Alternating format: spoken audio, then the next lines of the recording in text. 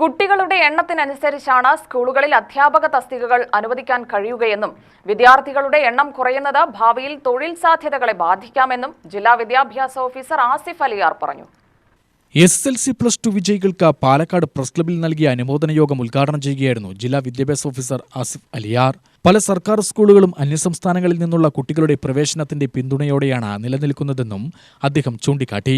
ഇന്നത്തെ സാഹചര്യത്തിൽ കുട്ടികളുടെ മനസ്സിലുള്ള കാര്യങ്ങൾ തുറന്നു പറയാൻ മതിയായ വേദികളില്ലാത്തത് ആശങ്കാജനകമാണെന്നും അധ്യാപകരും വിദ്യാർത്ഥികളും തമ്മിലുള്ള ആത്മബന്ധം മുൻകാലത്തെപ്പോലെ ശക്തമല്ലാത്തത് വിദ്യാഭ്യാസ മേഖലയിലെ ഒരു അപചയമാണെന്നും അദ്ദേഹം അഭിപ്രായപ്പെട്ടു. 1-ാം ക്ലാസ് മുതൽ തന്നെ പഠന നിലവാരം ക്രമാതീതമായി ഉയർത്തിക്കൊണ്ടുപോകുമ്പോഴാണ് 10ാം ക്ലാസ്സിൽ മികച്ച വിജയം കൈവരിക്കാനാകുക. ഒരു വിദ്യാർത്ഥിയുടെ കഴിവും വ്യക്തിത്വവും മാർക്കിന്റെ അടിസ്ഥാനത്തിൽ മാത്രം വിലയിരുത്താനാകില്ല. മാർക്ക് കുറഞ്ഞതിന്റെ പേരിൽ ആർക്കും കുറ്റബോധം തോന്നരുതെന്നും അദ്ദേഹം ഓർമ്മിപ്പിച്ചു. വിവിധ സാമൂഹ്യ സാഹചര്യങ്ങളിൽ നിന്നുള്ള വിദ്യാർത്ഥികളാണ് വിദ്യാഭ്യാസ സ്ഥാപനങ്ങളിൽ എത്തുന്നത്. സൗഹൃദവും പരസ്പര ബഹുമാനവും ചെറുപ്പം മുതൽ വളർത്തിയെടുക്കേണ്ടതുണ്ട്. വിദ്യാർത്ഥികളുടെ വിജയം വ്യക്തിപരമായ നേട്ടമല്ല, അധ്യാപകരുടെയും രക്ഷിതാക്കളുടെയും സമൂഹത്തിന്റെയും കൂട്ടായ പരിശ്രമത്തിന്റെ ഫലമാണെന്നും അദ്ദേഹം കൂട്ടിച്ചേർത്തു. ചുരുക്കി പറഞ്ഞാൽ കേരളം സംസ്ഥാനത്ത് ഇപ്പോൾ ഏജ്ഡ് പോപ്പുലേഷനാണ് കൂടുതൽ. ബഹുമാനപ്പെട്ട മുഖ്യമന്ത്രി തന്നെ ആദ്യത്തെ ക്യാബിനറ്റ് യോഗത്തിന് ശേഷം പുതിയതായിട്ട് ഒരു ഡിപ്പാർട്ട്മെന്റ് ഉണ്ടാക്കുന്ന കാര്യങ്ങളൊക്കെ പറഞ്ഞു കഴിഞ്ഞു. അപ്പോൾ കുട്ടികളുടെ എണ്ണം കേരളത്തിൽ കുറഞ്ഞവരാണ്. നിങ്ങൾക്ക് എല്ലാവർക്കും അറിയാം, നിങ്ങൾ എല്ലാവരുടെയും ഭാര്യമാരും ഭർത്താക്കന്മാരൊക്കെ വിദ്യാഭ്യാസ വകുപ്പിൽ അധ്യാപകരൊക്കെ ജോലി ചെയ്യുന്നവരുണ്ട്.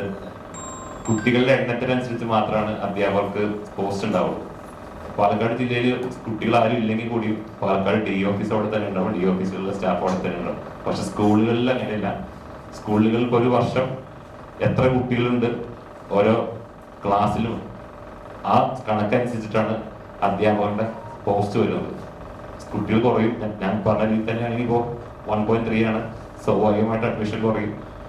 പിന്നെ ധാരാളം സ്കൂളുകളുണ്ട്. CBSE, ICSE സ്റ്റേറ്റ് സിലബസിൽ തന്നെ പല സ്കൂളുകളുണ്ട്. അപ്പോൾ സ്കൂളുകൾ തമ്മിലൊരു മത്സരങ്ങളുണ്ട്. അപ്പോൾ അങ്ങനെ വരുമ്പോൾ തന്നെ ഞാൻ ക്യാമറ അയച്ചുകൊണ്ട് പറയുന്നില്ല, എന്നാലും അഡ്മിഷൻ കുറയാൻ തന്നെയാണ് ചാൻസ്. അതിപ്പോൾ നമുക്ക് വലിയ അത്ഭുതങ്ങളൊന്നും പ്രതീക്ഷിക്കാനില്ല.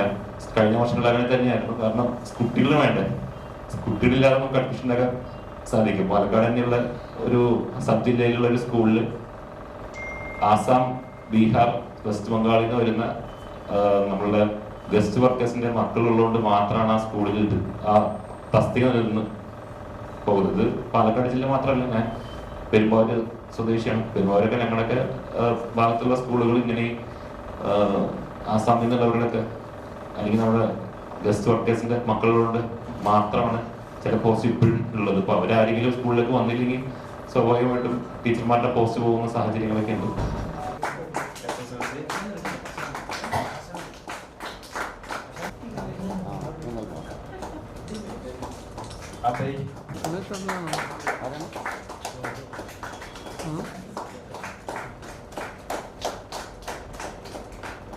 Press club president Noble Jose അധ്യക്ഷനായി. Secretary S. ശ്രീനേഷ് സ്വാഗതവും ട്രഷറർ മുഹമ്മദ് അലി പാക്കുളം നന്ദിയും പറഞ്ഞു. UTV news, Palakkad.